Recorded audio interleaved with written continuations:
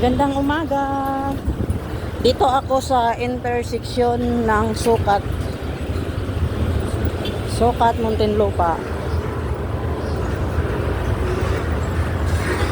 Pupunta lang ako doon sa hospital sa kapatid ko. Ang ganda ng ano dito. Maganda na. Noon hindi to ganito eh. Ay, ang ganda.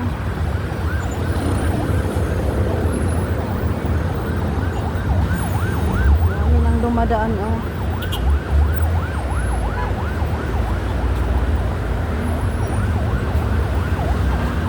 Yan ang pinapagawa ni Tatay Diggs Expressway.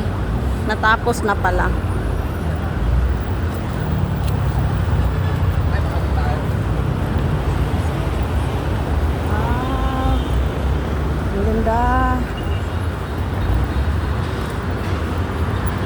Ngayon lang ako ulit nakadaan. 2 taon mahigit yata.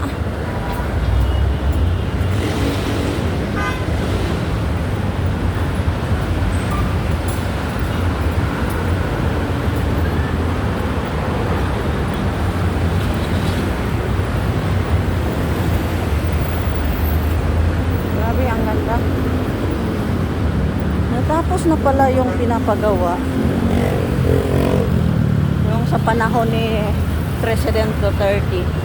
Bago lang to natapos, guys. Sa panahon ni ngayon ni Bongbong Marcos, President Bongbong Marcos, natapos.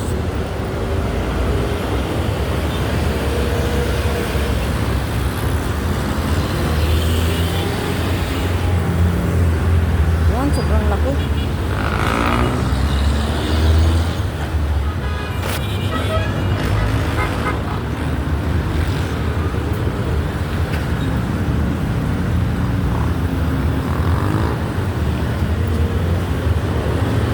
Dami ng kalsada.